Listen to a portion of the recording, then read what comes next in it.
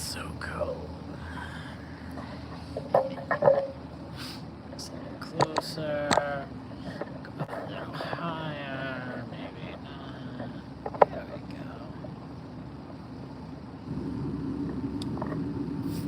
Oh, what's up, everyone? It is 46 degrees in the shop.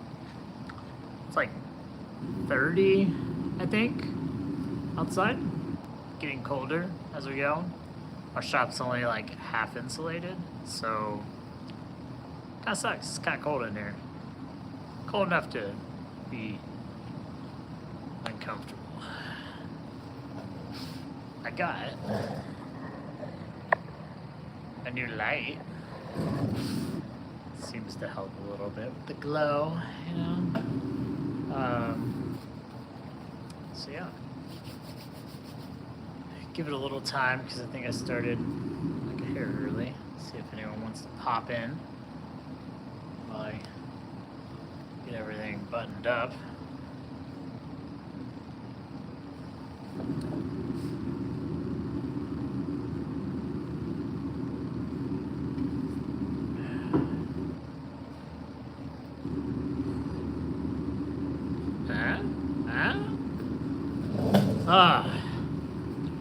Hope everyone had a really awesome New Year's and Christmas.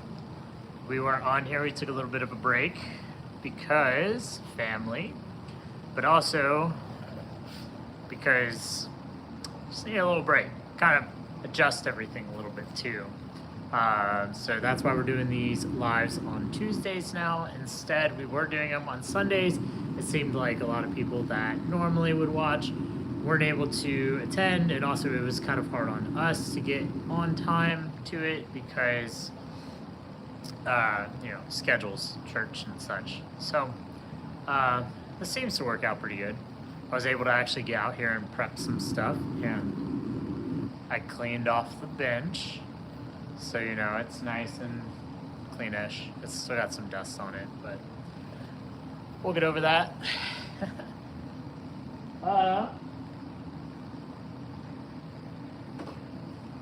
One thing I wanted to talk about, kind of see what you guys were seeing. Of course, there's not really anyone on yet, but 3M has Extract sandpaper, right? And it's got all these like little chevron design dealios on there.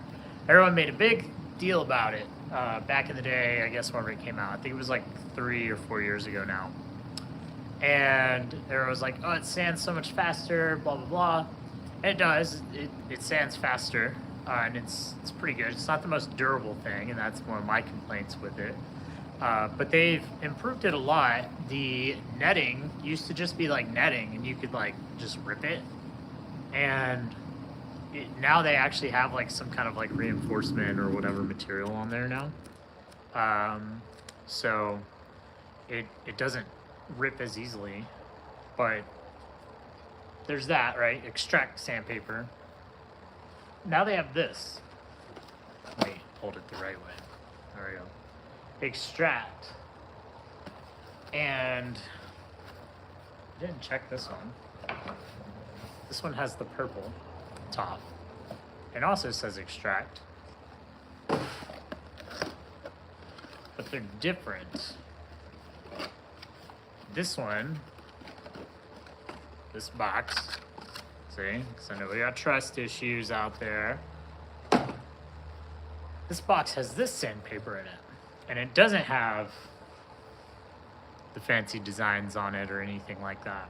It's just see-through netting, whereas this one's not.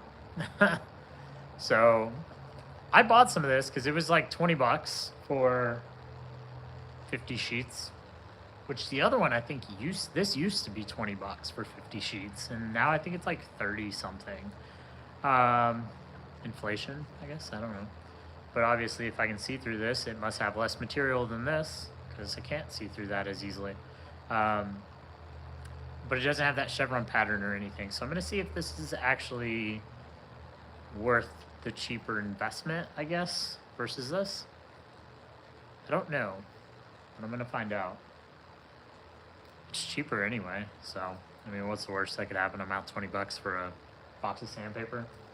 So, I thought that was pretty cool because unless I live under a rock, no one's really said anything about this being same but different, or anything good, bad, or indifferent about this versus this.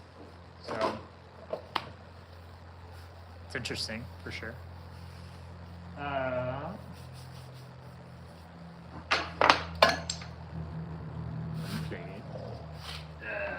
Okay. I made these drawer pulls, so kind of tilt you down here. There you go. You doing okay? All right, cool. So I made these drawers and drawer faces and all that for my workbench. Finally did that.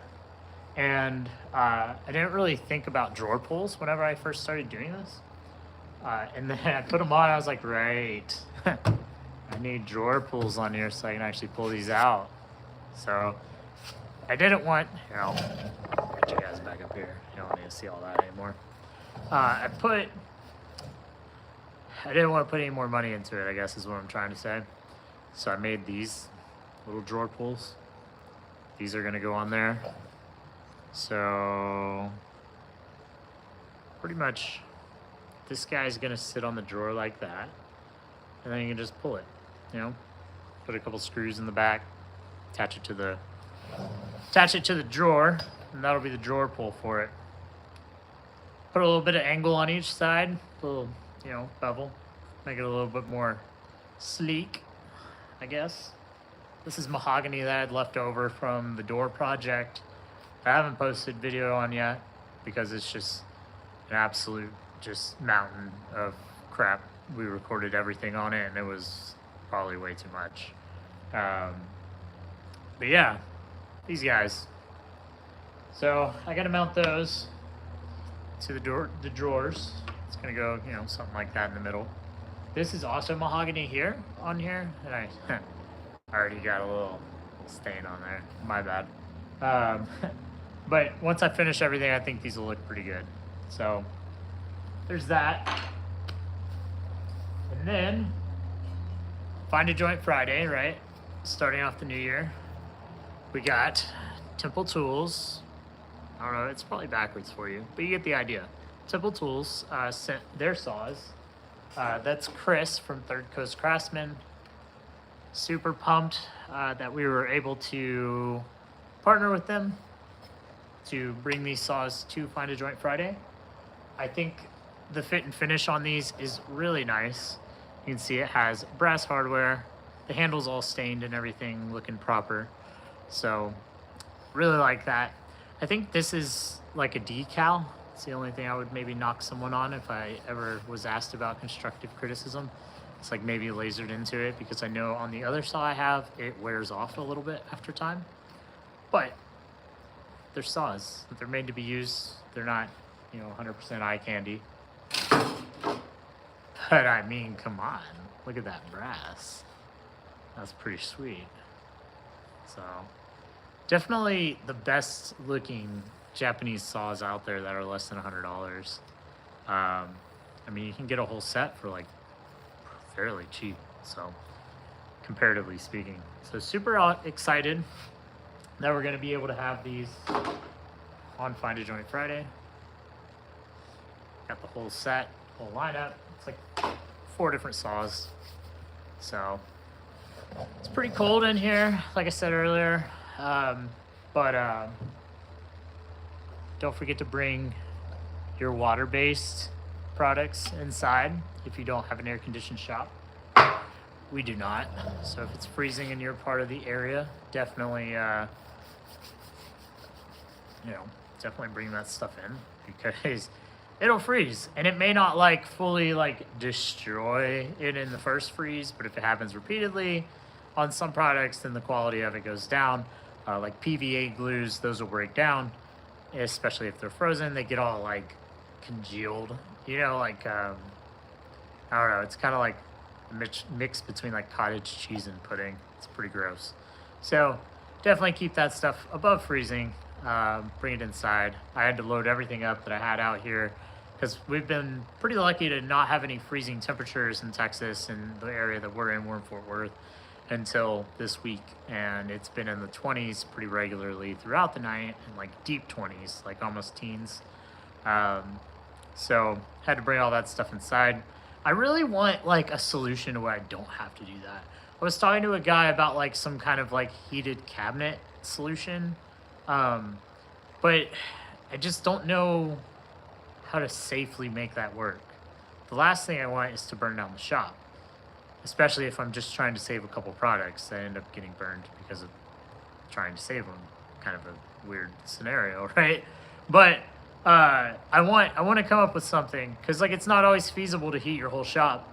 Ours isn't even insulated on 2 of the 4 sides. 2 sides of it are insulated, and that's what we did this summer. And we only did half because it's really expensive. It's like a 40 by 30 shop. It's not like, we just don't have the coin to drop on that. Not right now. So like there's a lot of like new business expenses that are way more important than that, unfortunately. But definitely in the future we will. But right now it just doesn't make sense to like try to heat this whole shop continuously throughout the year and cool it throughout the year and all that stuff. So yeah. So I want to figure out something. I don't know really. If y'all know something, definitely let me know in the comments as far as like what solutions are there to, heat up small little area safely. I mean, there might not be one, I don't know. But yeah, so let say hi if you're in the old comments section. All that stuff. What else? Housekeeping wise. The funnels that we made for Boss Dog Wood Glue are live. These are on their website now. They have really cool design. I designed it myself from scratch. Has a little straw in the side of it. It screws on to the top of a Boss Dog bottle. All their bottles use the same threading, so this fits every single bottle. They just came out with a 2-ounce bottle that's like this big, which would be really awesome for like classes, for a ton of stuff. Like if you want to give out samples or whatever, or if you want to refill those little 2-ounce bottles for like a class setting, you could do that with these really easily. So definitely something to keep in mind. It's on their website. I will post a link of it in the description once this live is over. I'll go in there and drop that in there so you guys can grab those. I think they're $10, free shipping, so really not a bad deal. Like I said, they screw on the bottle. You can refill your normal bottles with a gallon a lot easier because the bottle opening is like that big. It's not very big, so and it'll be supporting me as well as Nick over at Boss Dog, which is really kind of the reason why this became a reality. Otherwise, it would have just been me saying, "Hey, look at this thing I made." So I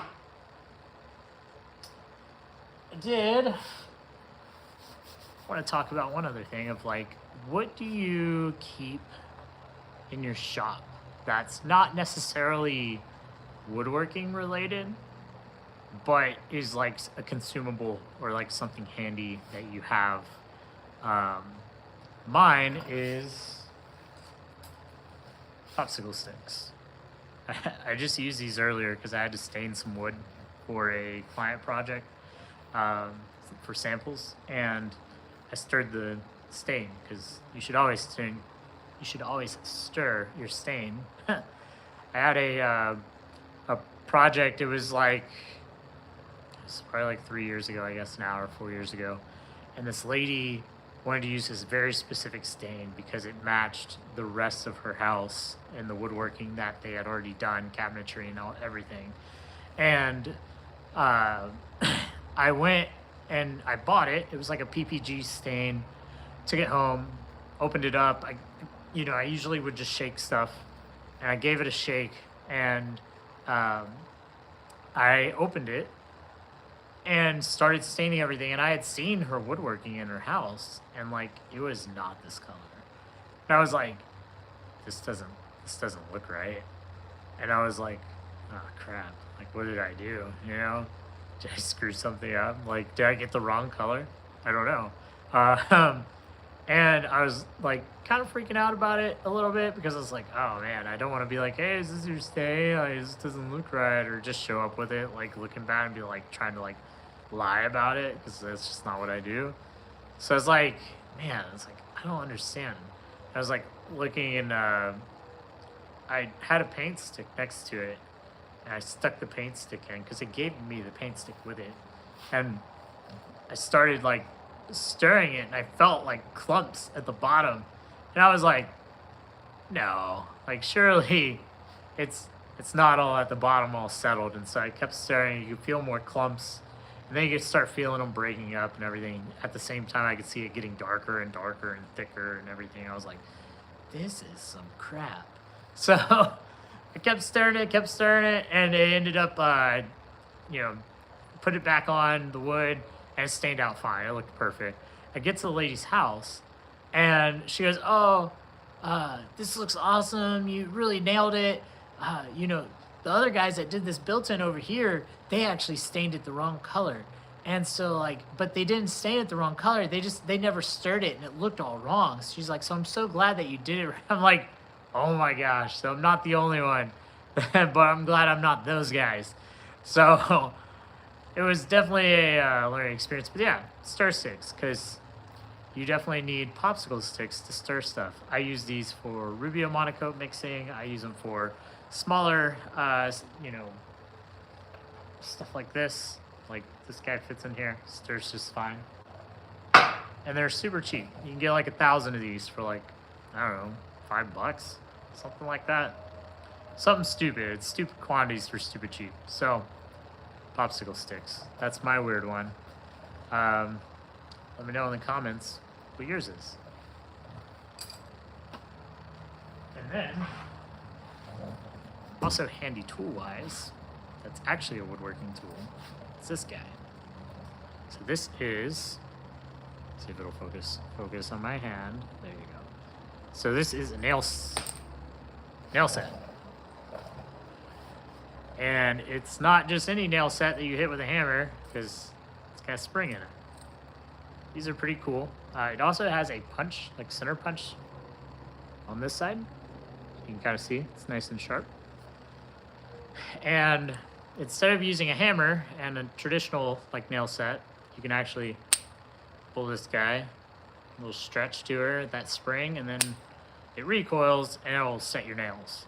These are super handy to have in like your tool bag if you're on install on site or something like that, or obviously in the shop, because you don't need two tools. And also you can hold this guy exactly where you want it and just give it one of these guys. So these are super handy as well.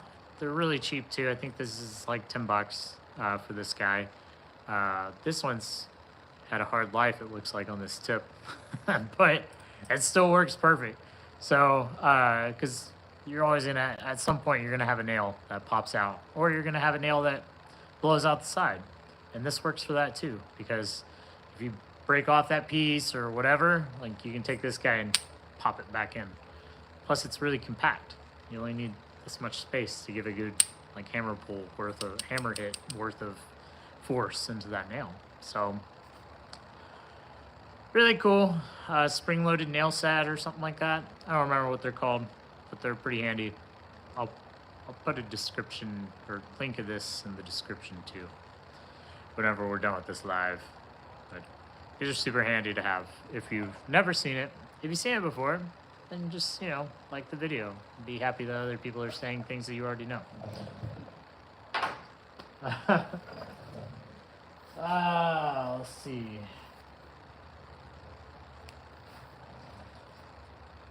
New Year plans. This one's gonna be quick because it's getting cold in here. New Year plans for us. New Year goals, maybe. New Year, same us. I'm not changing a whole lot. because we changed a lot in 2024 because I am now full-time woodworking and home remodeling and pretty much that.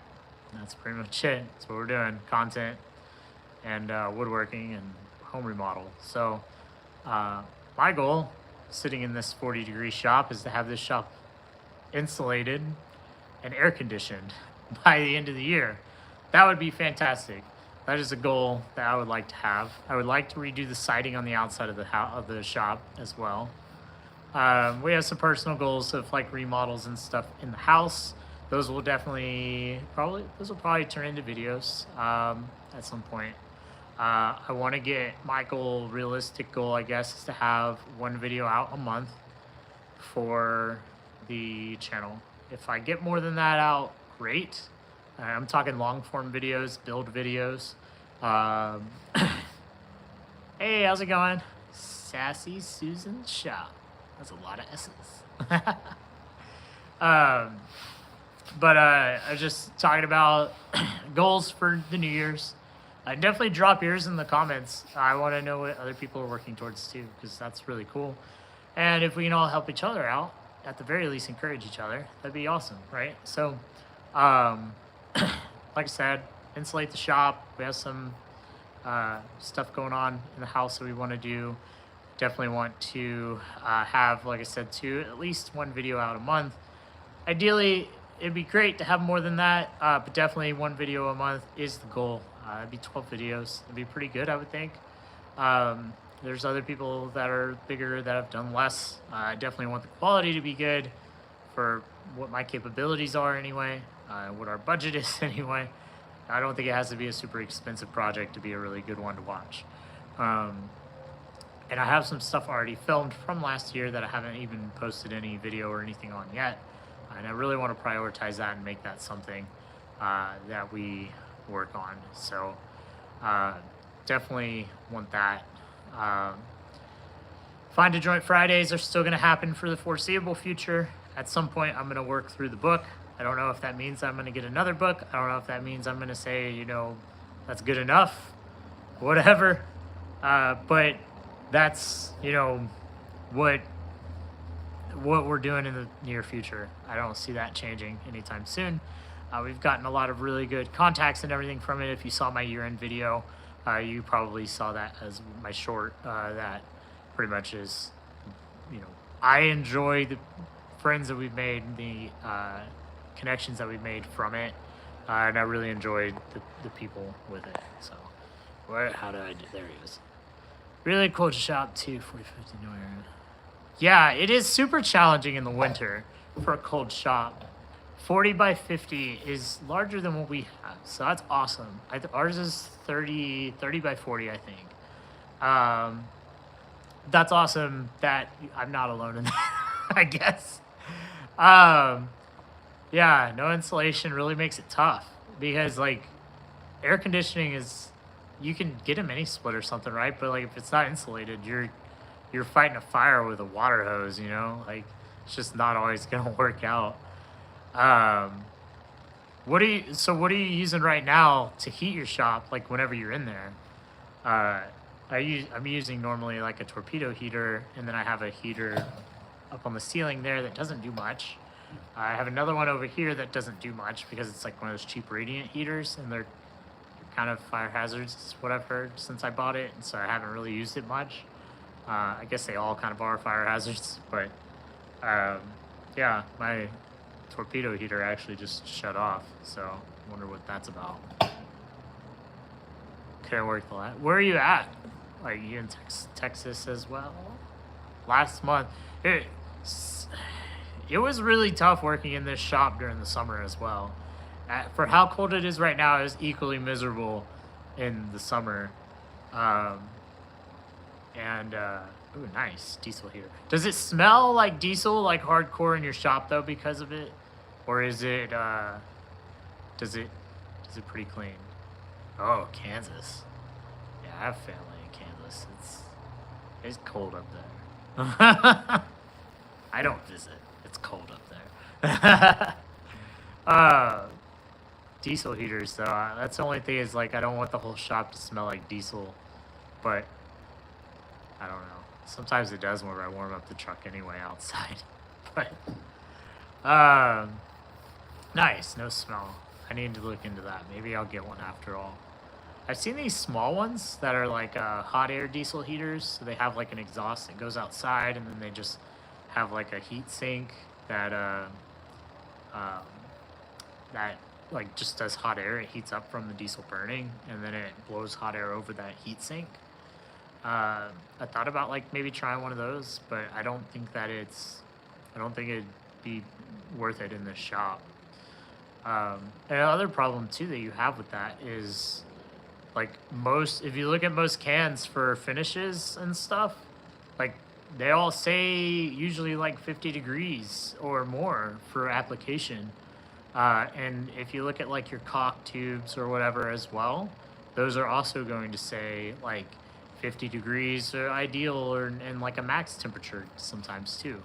Um, and that becomes a problem because you don't you can't put it on in 30-degree weather and expect it to cure properly. So then it's like, do I try to just wall off part of the shop and heat that up, like instead of the whole shop? What do you do?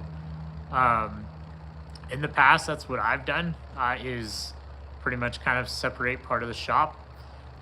That's why I had like the plastic up in the corner, because that was like my paint booth, but also it was easier to heat that area because we have also open soffits in here, and so the wind, whenever it kicks, it just blows all your heat out of the building, and that sucks, literally. So, um, yeah, the house is definitely an option. I've leaned more towards like hard wax oils finishes whenever possible, because then you don't have to worry about spraying anything, and you can apply it like literally in your living room if you wanted, and it really doesn't, they don't reek too bad. Our garage right now is a mess. Otherwise, I would probably try in there. It's kind of drafty in there, but it's at least a little more airtight than this. Yeah, that's what I did this weekend. Is I took all my paints and water-based stains and everything. Oil-based, I still leave out here. It doesn't say anything about like freezing or whatever, at least from what I saw. But all the water-based stuff I take and I bring it over to the house. I use my little cart between the house and here, loaded up with junk. Some of it too, I'm like, hey, I don't need this anymore. I throw it away. Or like, hey, this is empty. It's a good time to clean house a little bit for that stuff. But yeah, we have like an area in our house right now that has a whole bunch of stains and paints and all that junk in it. So, but goals. Maybe one day we'll be sitting in here with our heat and sipping something, hot chocolate. I don't know.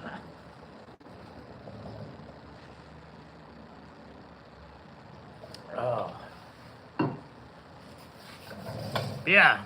Other goals that we have are obviously turning, more monetarily wise, is have the content itself make money for us. Right now, like it really doesn't, and that's not really anyone's fault, but probably our own, because like we just, there's only so many hours in the day. You have to dedicate so much time to certain things, and some things get pushed aside, and that's usually the thing that gets pushed aside. But yeah, I spray it and then run back inside. Yeah, I've seen that, because really, who was it that was talking? I think it was a Wood Whisperer on their podcast. They were talking about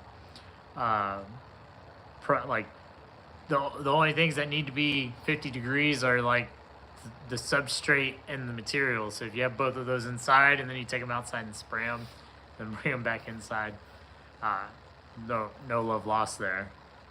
So yeah, that's definitely a solid way to do it, even though it's a pain. Definitely limits you to like size of project though. You're not taking like giant doors or like a dining room table or anything very easily in and out anyway. So yeah, but yeah, we don't necessarily make money from this. We make a lot of really good contacts.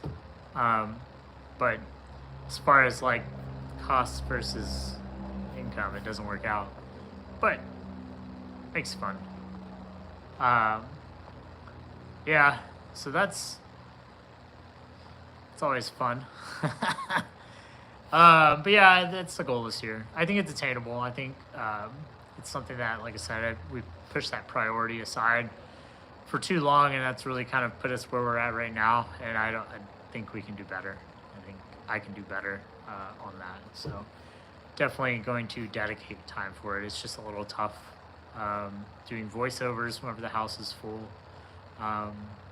stuff like that.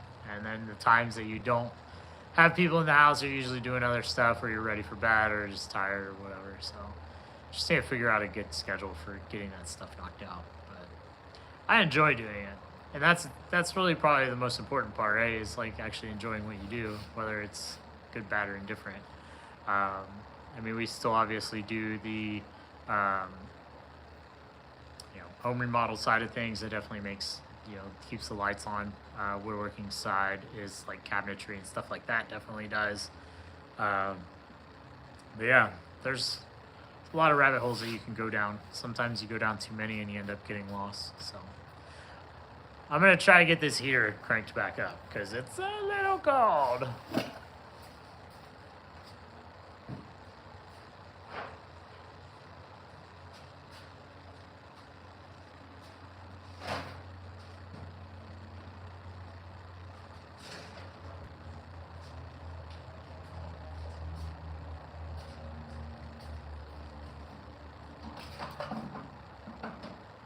I'm still here.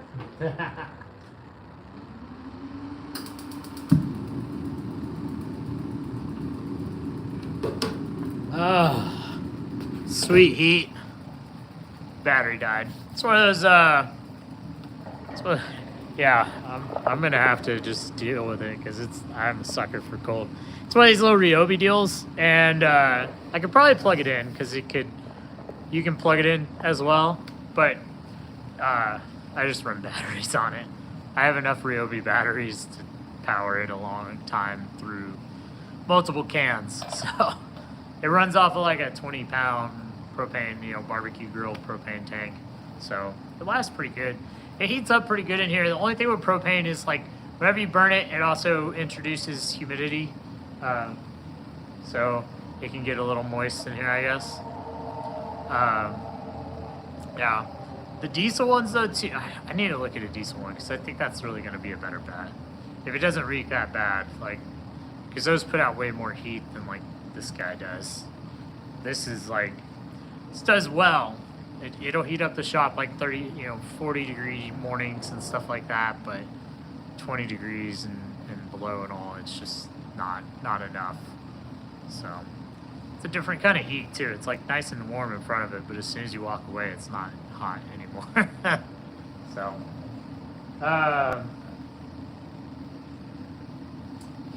I wrote down notes, so that's why I'm looking back here, because I work off lists. I forget stuff.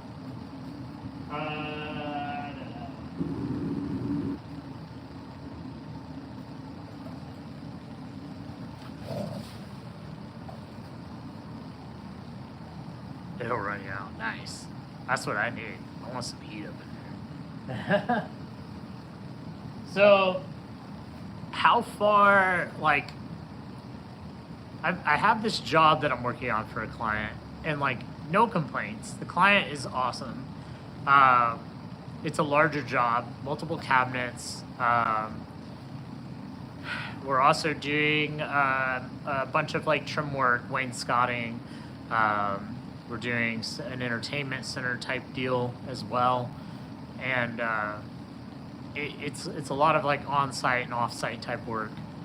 And I did pretty much all the designs myself, as far as designing the cabinetry, designing the entertainment center, the wainscoting, all those things. And it was a lot of back and forth. Right now, I was saying before I started this live, I was making some stain samples because I wanted to give her some options for that. And how far do you go for your clients is the question. Like, do you, um, do you say, hey, come to me with like a finished design? Do you say, hey, let me know exactly like what you want? Or do you actually like sit down and take the time? Because like I've invested quite a bit of time into the design part of this, the, procurement of items as far as like materials and everything for it, samples, ultimately like getting to the point of the yes, let's do this type of deal. We've already established that we're doing it type of deal. She's already put down deposit, everything like that's good to go. We have rough ballparks as far as like costs and estimates and everything like that. It's just a matter now, like, what do you want it to look like? How do you want it to look? Like, I'm not a person that likes to show up and be like, surprise, it's this color, and them hate it.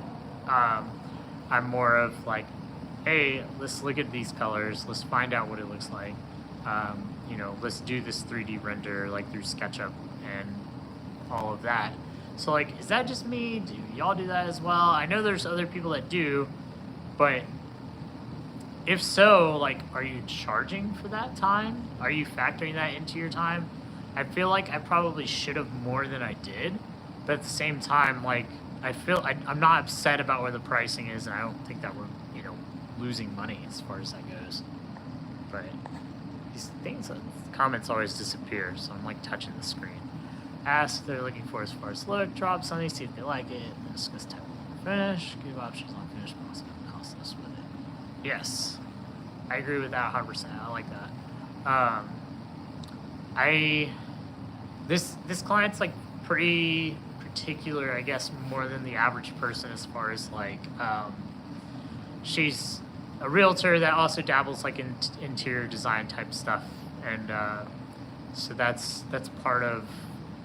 I think that's part of it too. Is like she has a way that she wants it to, a certain way that she wants it to look, and there's also other factors into it as far as countertops and wall colors and everything that they're doing in their house. It's a full remodel, but like I want what I do to jive with that, while also looking premium, because that's the ultimate goal, is to make what we do look better than IKEA, look better than the average person coming in with an 18 gauge brad nailer and some MDF saying that he knows how to trim something. So that's where I want to go with it, right? But that, like I said, that comes with the cost of my time designing and everything like that. And like, I guess at a point there it is. Okay. Afraid if you have to order certain wood trim, etc. Yeah, I would say too on the aspect or on the subject of freight and all, the obviously shipping, like if you're shipping stuff in, but also if you have to go to the lumberyard, like factor that in, your time to go there. That's a couple hours of your day, depending on where you're at, and gas to get up there. You have to have a truck or trailer or whatever you use to pick it up to get up there too. So like, these aren't things that the average person has. I feel like you should be charging for those things. I'm not saying that from a greedy aspect. I'm saying that from like don't discount yourself, or like don't discount the things that you can do. Quick story on that, I guess, is like I was at a job site this last, Monday. Today's Tuesday. It was yesterday. And this lady showed up. She was talking to me for a little bit. Not the client's relative or whatever. And she was like, wow, like, this is really cool that you had to know this. How did you learn this type of deal? And I've had people ask me that before, but for some reason, like, I actually thought about it this time instead of just giving the standard answer. And I was like, I told her like my story or whatever, as far as like, I've always had these tendencies, and I've always kind of worked towards building things and taking things apart and figuring out how they work and everything. And as I was telling her, I'm thinking like, yeah, this isn't your average story that you hear from like someone who's like an accountant. Like no one's like, well, ever since I was 3 years old, I was really crunching those numbers, and now I'm an accountant. It's like that's not the passion that you see with any of that stuff, and it's not common. So like, it's not common in our world right now, and I'm not saying that to like be like you should charge the world for what you do, because you should still charge a fair price for what you're doing, but understand that like these things that we take for granted as makers, as woodworkers, as handyman, whatever you want to put a label on yourself as, don't discount how you got here, because there's a lot of time that you spent for free or at a cost to you to get where you're at. It's not a 4-year degree piece of paper that you get handed once you're done with all this. It's an ongoing thing, and I think that it's too easy for us to kind of discount that. So that's my soapbox for that. But yeah, don't feel bad whenever you're charging someone, or you look at the numbers and you're like, I don't know if this is worth it. Like, have your numbers set as far as like your time, as far as like to do an item, like to do a dining table, to do whatever, whenever you're actually looking at that number and you're like, wow, really, 30 hours at $30 an hour? Like, that seems like a lot. Like, I guess these are those things, design-wise, expertise-wise, like these things that aren't like directly related to it, that's where you get your numbers. Like, that's where you get your $30 or $50 or whatever you're charging an hour. Like, understand, like, you're paying for those times that you're working for free for yourself to better yourself, I guess. Does that make sense? I don't know. Maybe I'm overthinking it. Anyways, I want to have guests on here, so it's not just me talking to my camera and reading y'all's comments.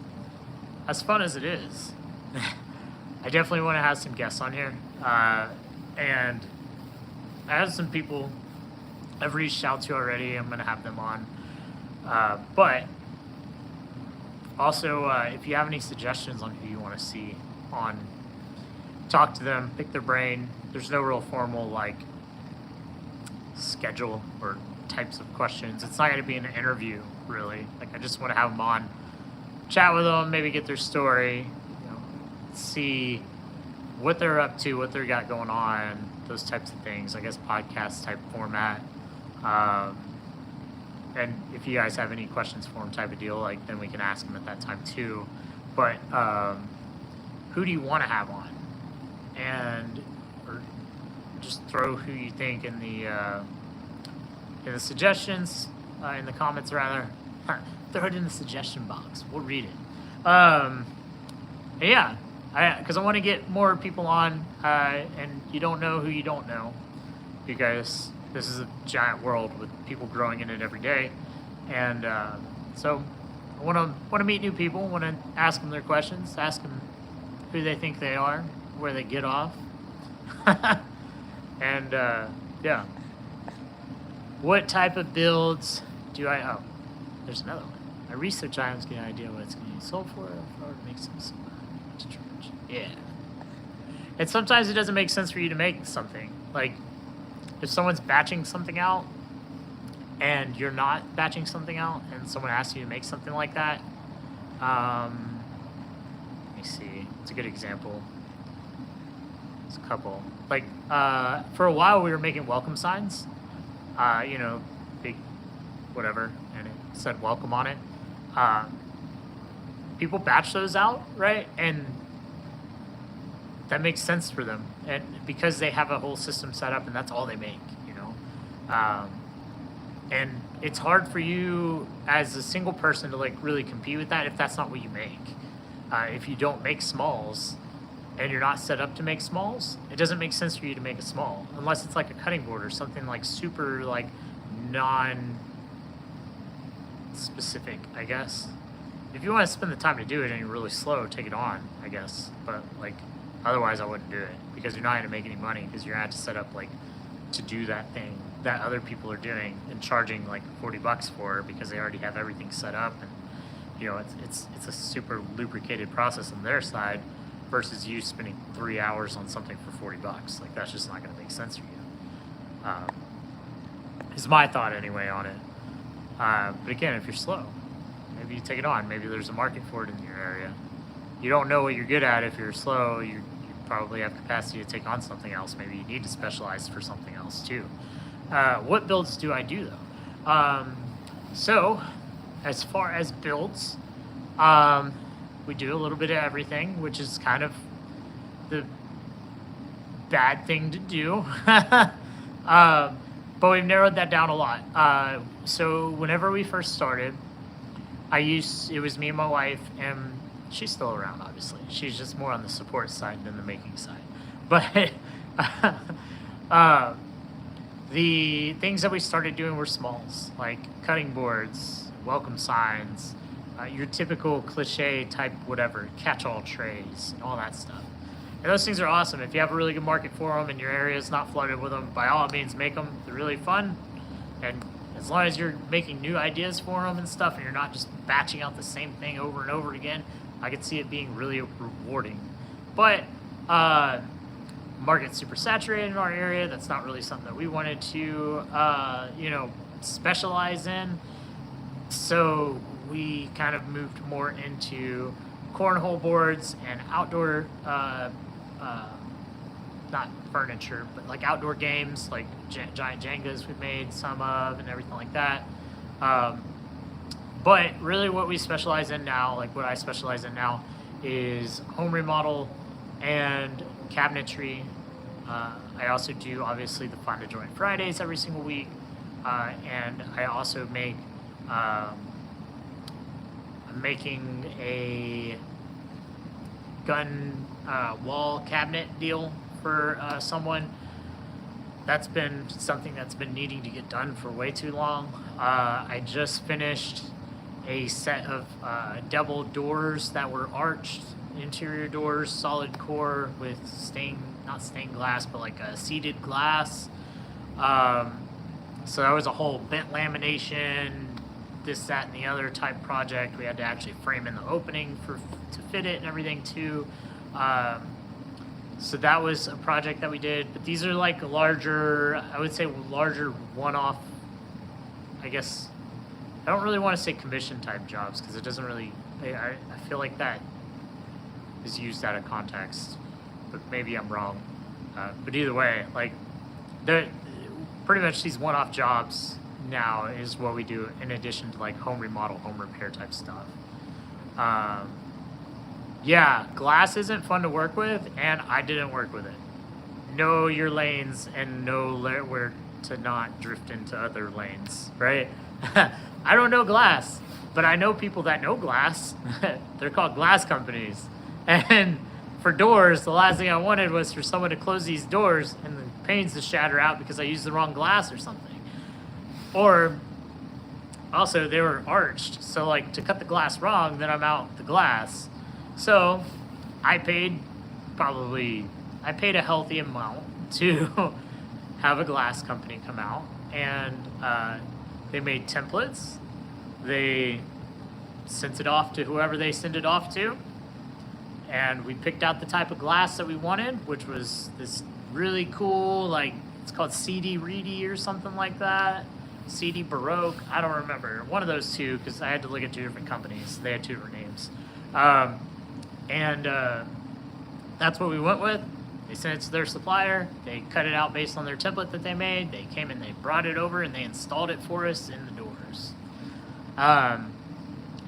In hindsight, I wouldn't have paid them to install it. It was $200 that I don't feel like was well spent, because they literally came out, slapped some silicone in the opening, and pushed the glass up against it.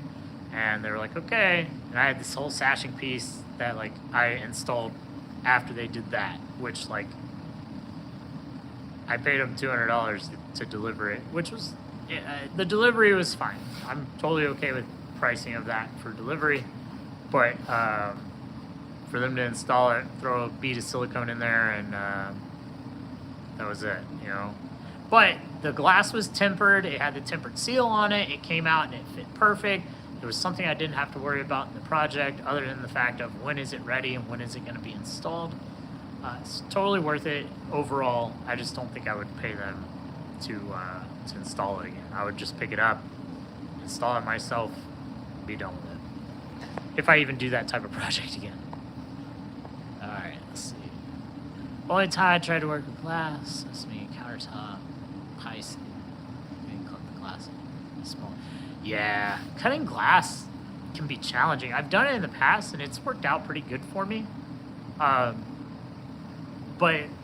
you have to be patient with it, I guess. And if it's not, obviously you can't cut tempered glass except for like with specialized tools type of deal. But like as long as it's a nice, relatively, I wouldn't say thin piece of glass, but like even super thick really isn't too crazy. One thing that I did find out from actually Jason Hibbs' like Bourbon Moth's video that he did not too long ago about glass is you can actually sand it, and the glass supplier pretty much confirmed that too.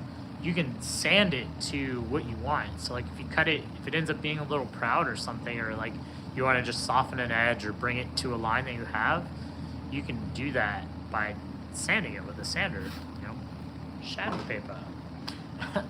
And I thought that was really cool. So that's something to definitely keep in the back of my head. Picture frame, something like that maybe in the future. Yeah. So yeah, that's what we do. We do one-off like custom woodworking type stuff.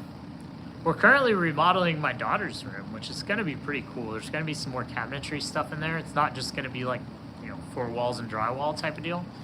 We're going to do like a bookshelf with like a, not really a dresser at the bottom, but you could use it as a dresser, I suppose. It's going to have 3 different drawers at the bottom that you can, you know, put whatever you want in. Both sides will have that. Then it'll have like a nice little like reading nook area in the middle. It's not gonna be curved. I'm just doing that with my hands. It's gonna be straight, maybe like some angled like cushions or something up in there. We picked out the lights and everything for that too. That's been a whole project, kind of going on in the background. I haven't posted too much about it, but probably should. I need to edit that as well. So.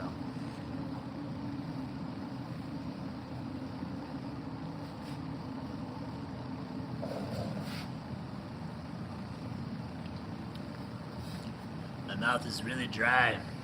All this cold air.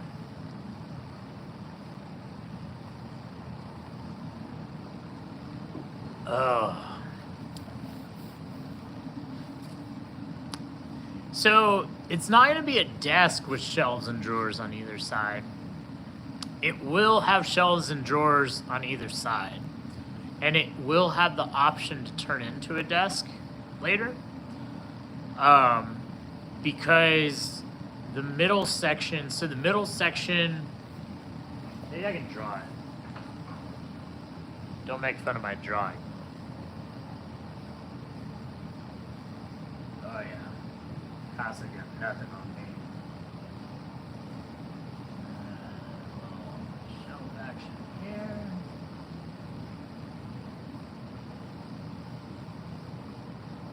Oh yeah. I don't even need, oh no, right out of lead.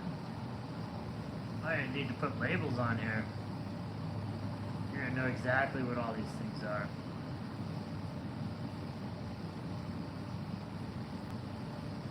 No description needed. I didn't put some rays for the lights. Oh yeah.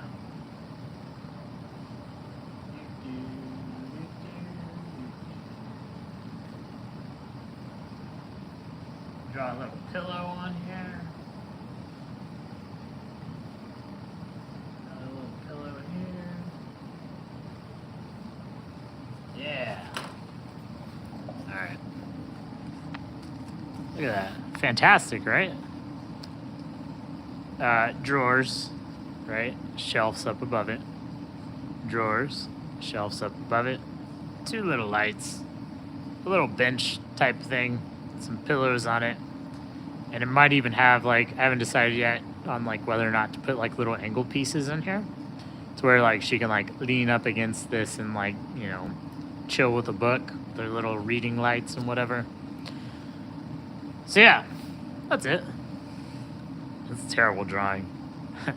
I can do things with you know, my hands, just not drawing wise. So, but, sorry. So back to this. So this is going to be like a bench, right? But like, say she's like 14, 15, whatever in the future, and we're still in this house for some reason. I don't know why we would leave, actually. I'm going to screw this into these dressers, right? So that this piece can come out. And then we can build like a desk to go in the middle here. And you could turn it into a desk. So that's kind of my thought, is like making this future-proof-ish. I'll probably get tired of it before then, but like, you know, you can make this into a desk if you wanted to. So that's that. No one really saw my light because y'all weren't on earlier. I got a light in here, so that's how you see this nice glow on my beautiful skin. The bags under my eyes from being tired. I'm not sleepy, I'm just ugly. That's all I had as far as topics. Yeah, something that can grow with her. Hopefully, like, color-wise, she'll like it. We actually haven't talked about color on it. Should probably figure that out.